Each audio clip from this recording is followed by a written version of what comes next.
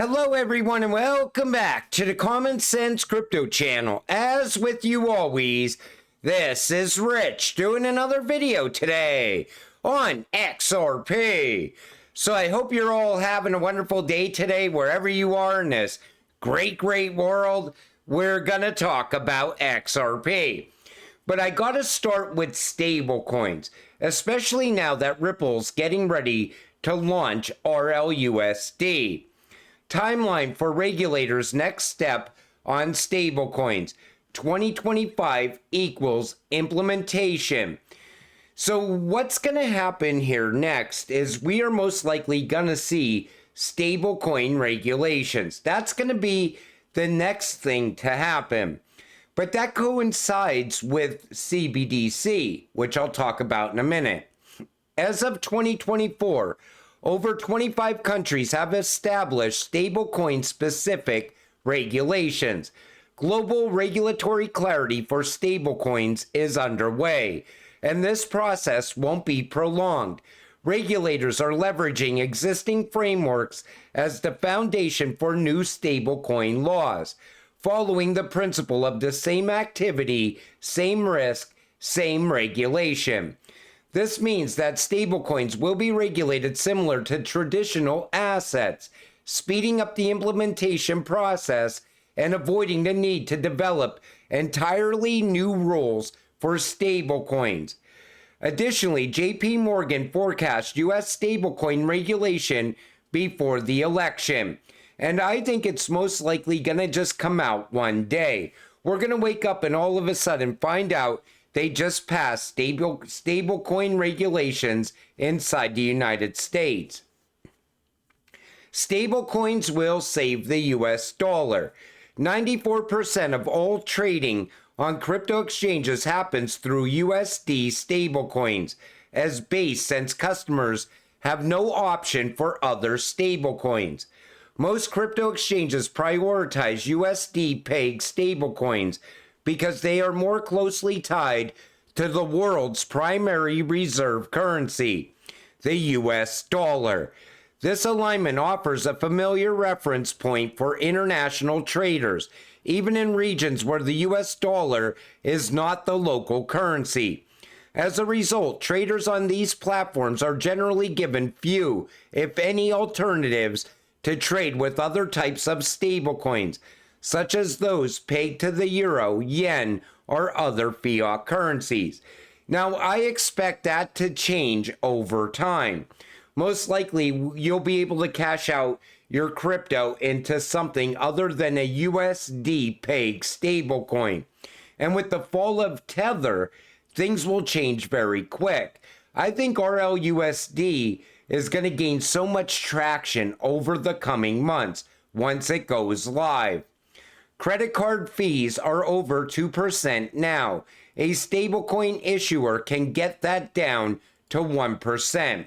You know, when you go and you buy something with a credit card, there's the merchants probably cringing, saying, oh, great, there goes another credit card fee. But a stablecoin can get that down to 1%. And that's why it's the path forward. Anything that's going to cut fees now is the path forward. We see it with cross-border payments as well. It's going to eliminate a lot of the fees in sending money home. Remittances is going to be the biggest place we will see savings. As of September 17, 2024, 134 countries are exploring central bank digital currencies, CBDCs, which is 98% of the world's economy. And a BIS survey found that 94% of central banks are exploring CBDCs. It always starts with a test before accelerating.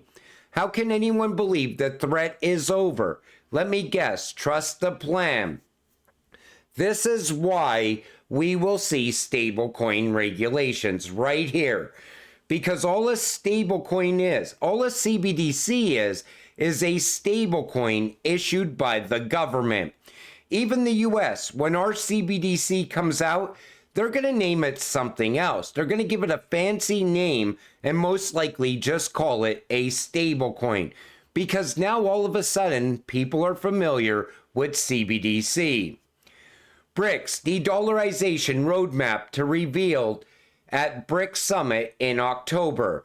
The main purpose of Project Enbridge is to enable countries to bypass the dollar.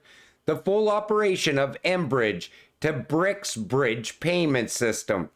So they're going to utilize Enbridge, but they're going to call it Brics Bridge instead. That's what it seems like is going to happen. But this also ties in RippleNet and XRP. And, you know, people could argue all they want. Oh, they're never going to utilize Ripple or XRP because Ripple is a US company. Ripple is now a global company. You know, people don't realize that yet. You know, they always think that just because there's a company out there that has a headquarters in San Francisco, Ripple has headquarters all around the world. First Pacific Bank expands its instant payments offering with Finastra, driving growth. And then you see here you have it, Austria and Liechtenstein will be tapping into Ripple payments through Finastra's payment hub. And all the other 300 plus customers utilizing Ripple service, 80 plus markets and 90% global FX market coverage. Wait until XRP is defined within a legal construct and the entire digital system is set up. And that is what's coming. That's why all those rails are in place already. That's why Ripple has money transmitter license all around the United States as well. Everything is coming together perfectly. Yet people want to keep denying the fact that Ripple is on the path to becoming a central bank, and XRP is on the path to hitting 3 digits in the very near future. And when it happens, it's going to happen very quick. You know, that's why I'm always telling you, you always have to be holding XRP, because when the breakout happens, you're going to watch XRP take off so quick. People are going to be trying to buy in, and even the exchanges will be down. We've seen it time and time again. Coinbase is always down when a cryptocurrency reaches a new all-time high. We've seen it happen when Bitcoin was achieving a new all-time high earlier this year. Breaking, SEC chairman is questioned on Howey test and the term digital asset security, which is made up by Gary Gensler. Take a listen. In a September 12th court filing, the SEC had to apologize for using a term it invented out of thin air, digital asset security. The fictional term digital asset security perpetuates the false narrative that digital assets in themselves are securities. In the Howey case, as you know, Mr. Gensler, the Supreme Court never held that orange groves in themselves were securities. The Supreme Court held that orange groves can be part of investment contracts, which are securities. The same logic applies to digital assets. You know, in my view, using the term digital asset securities is as intellectually dishonest as using the term orange grove securities. Mr. Gensler, would you ever use the term orange grove securities? I don't believe I have. Or would, right? Because it gives the impression that orange groves in themselves are securities, and that would be misleading. And what happened is now we know that most cryptocurrencies, almost all cryptocurrencies, are not a security. And I think meme coins are going to be classified as something else, like I said in that earlier video today. And I think eventually with crypto regulations, that's why they're going to have to get rid of meme coins altogether. And they're going to bring so much more clarity to this space that a handful of cryptocurrencies are really going to excel because they're going to be utilized in the real world and have real world use case. So even XRP, it's not a commodity. I look at XRP as a world's bridge currency. You could look at XLM that same way.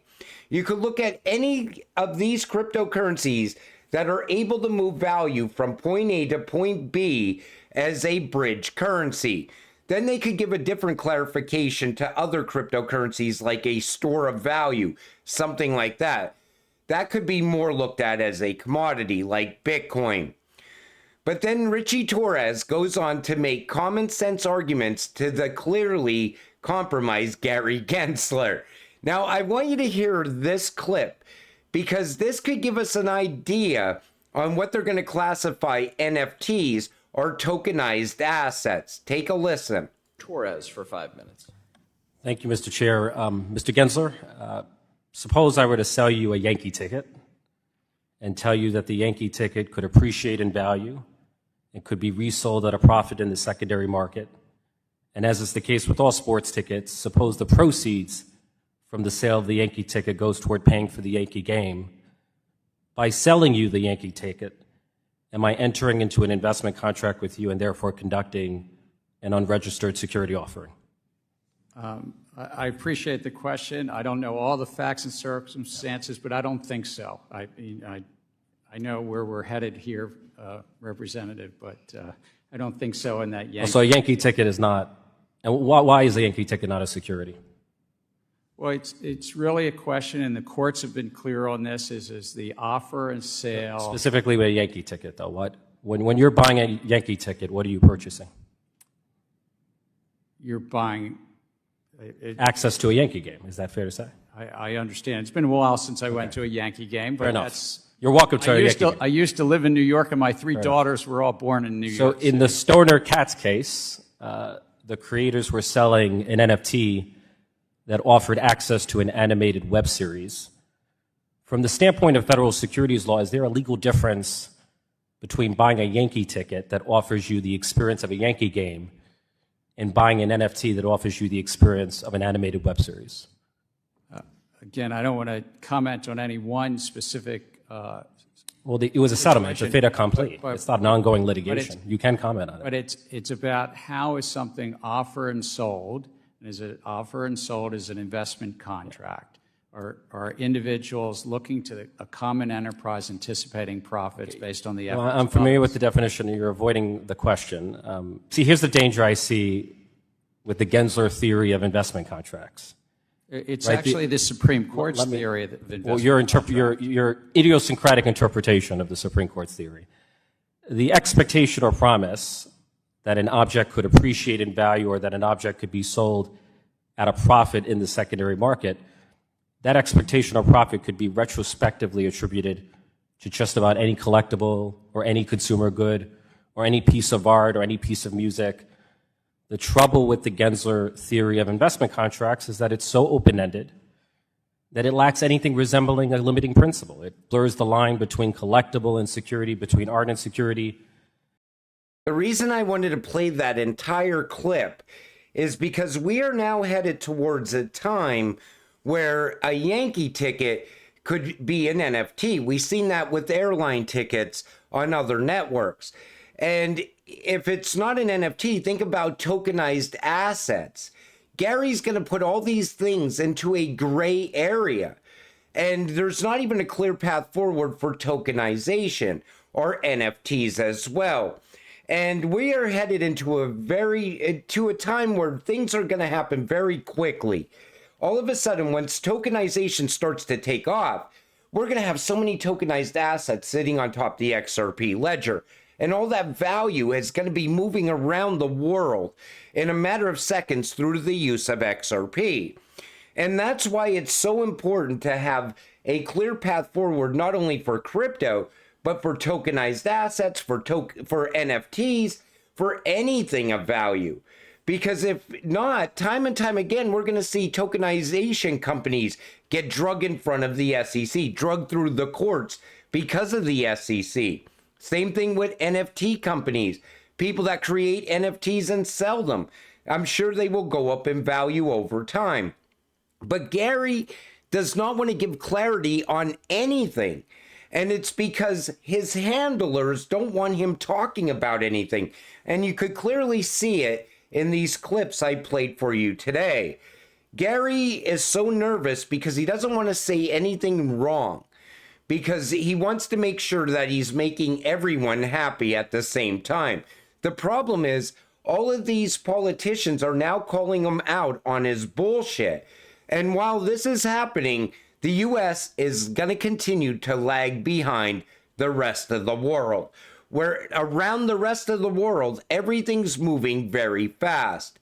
But you know, as XRP investors, like I keep telling you, we are going to get clarity when we are going to see mass adoption happen. And until it happens, stay patient, stay positive, and let's get rich together. With that said, I'm going to wrap up this video. I want to thank you all for watching. I appreciate all of you. I'll see you in the next one. Have a great night.